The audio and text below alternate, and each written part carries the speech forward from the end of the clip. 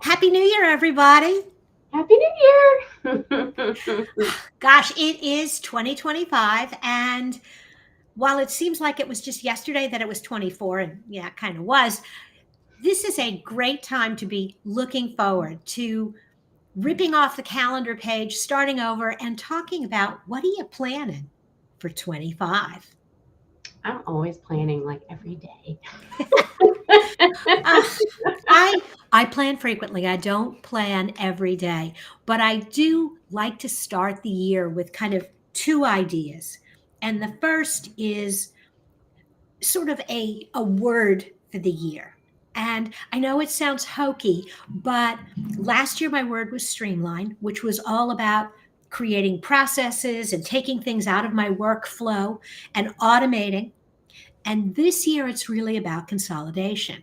It's about simplifying. The digital toolbox is going away, and all of those assets are going to be merged into more than a few words, consolidating, giving people one place for their information.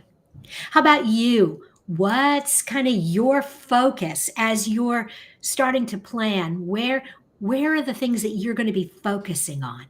I'm not big on words. I know this. I know people do that, and maybe I haven't had a whole lot of time to reflect. But just I was reflecting prior show. You said that, and I'm like, instability, being comfortable with being uncomfortable. Like I don't think any of that's going to change this year. Like it's just like getting faster and faster. So I'm just gonna roll with the punches and get back up. And you know what? That makes a lot of sense for where you are. And I don't think you have to completely reinvent the wheel every year. I mean, you know, you've been doing great. You've got a successful business. It's not a matter of let's throw everything out and start over. It is a matter of where are the opportunities for improvement. And so I think as you're starting your 2025 plans and you're looking at where you are, I would look at what's working, give it a moment to leave that alone, identify what's not working, Yeah. focus some energy there, and then focus on the things that are working. How do I make them work better? Yeah, and along that cycle, I think of the buyer cycle and the sales cycles, like, and every product and service has that, and it's getting longer.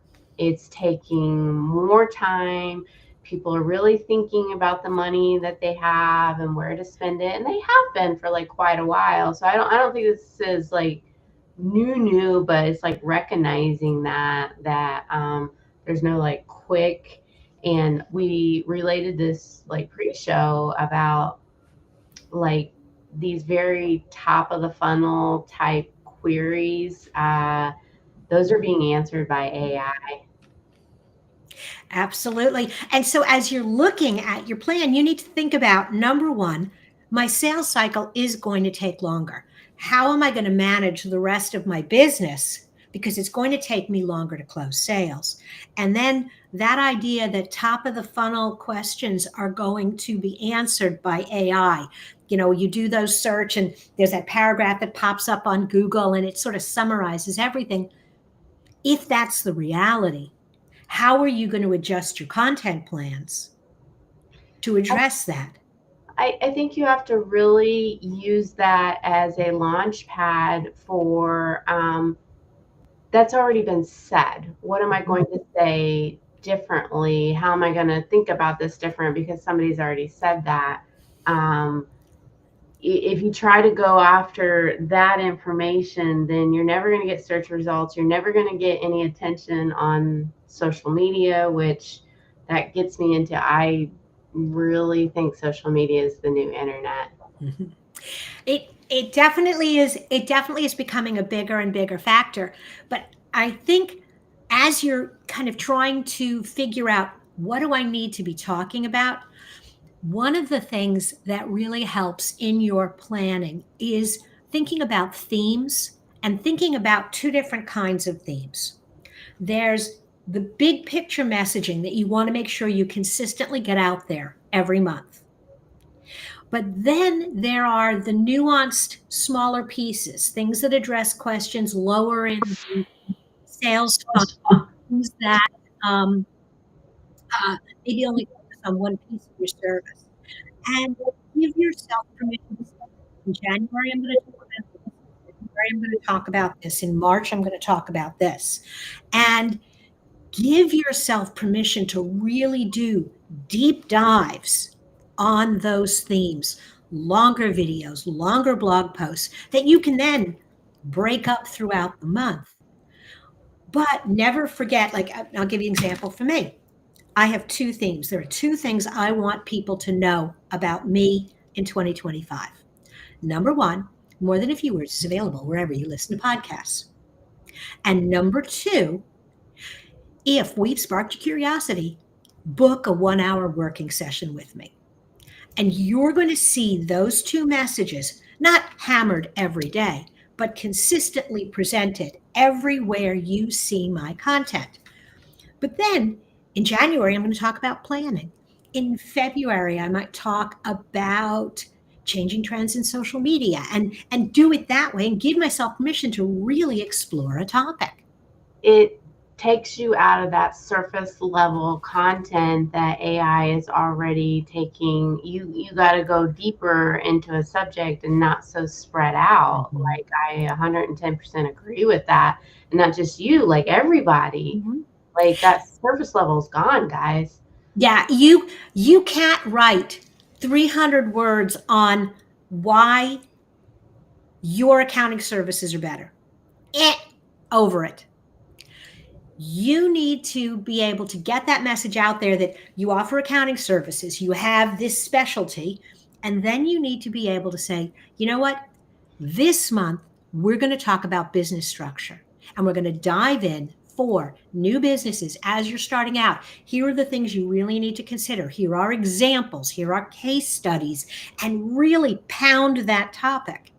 Yeah. And Yeah. then next month, switch and say, you know what? This month, we're going to talk about setting up your chart of accounts. And it Yeah. sounds like that's a one and done, but it's not. Yeah. Yeah. I mean, I'm going to go cray and just say, I think you need to be both offline and online. I think we've swayed past the completely online, and people are wanting that offline as well. And so if you don't have an offline strategy and you're just trying to run an online business only, I don't think it's going to work. Now, I think, and I'm already looking at my schedule for 2025 and looking for opportunities to get back out at networking events. And I have to admit that, COVID came along. I went home, and I really haven't done a lot to get back out there, even though I'm a people person. Yeah. And I am finding that I'm really enjoying not big networking events that used to be my thing. What I'm really enjoying are those niche networking events. I'm a Same. podcaster. I went to a podcaster holiday party. There were 40 people in the room, and they were all podcasters. Nobody was trying to sell me insurance. Nobody was. And so I wasn't really thinking I was even going to pick up listeners. I just wanted to go and hang out. I had 3 people subscribe to my podcast on the spot because of conversations we were having. It's an oldie but goodie, like those audiences, whether it's online or offline, and influence, like influencer, like maybe you are thinking of somebody else that you need to hire, but like you've got to have influence yourself, uh, Mhm. and your brand does, just depending on the size of your company. Um, Another one I think about is email marketing. I mean, we talked about like you own that audience and you have Mhm. that, but there's a lot of crackdown on spam, Mhm. because people are getting spammed in their inbox a lot from AI. So there's a lot of crackdown from the platforms and making sure your list is clean and good and ready to use. And so, yeah, instability there for sure. Absolutely. And I think because we're looking at instability, the last piece of, I think, every plan is a section on what do I do if something goes wrong, and having those contingency plans. If I Um, if I lose this platform, if this goes away, if this changes, if somebody else comes into my space, and not sitting there with your head buried in the sand like an ostrich pretending it's not going to happen, Yep. because you will. Yeah, because let's talk about that, like politics. So we're not going to go into politics. We're just going to say politics in the hand in tech, and who is friends with who, and who likes who, and influencing. Like that's going to be part of it. Facebook is not the one like taking the brunt of the kick from the government right now. It's going to be Google. That's Mhm. what I think. And so that's going to be the scapegoat for a lot of things. How does that shake up the landscape? Absolutely. And so, more than anything else, I think as you're creating your plan, one of the things you have to plan is where are you going to get your information? And I would suggest subscribing to this conversation and showing up every Friday so you get your weekly marketing tip, your weekly set of ideas, and learn a little, get better, and grow. All right. Take care, everybody. Bye now. Bye now.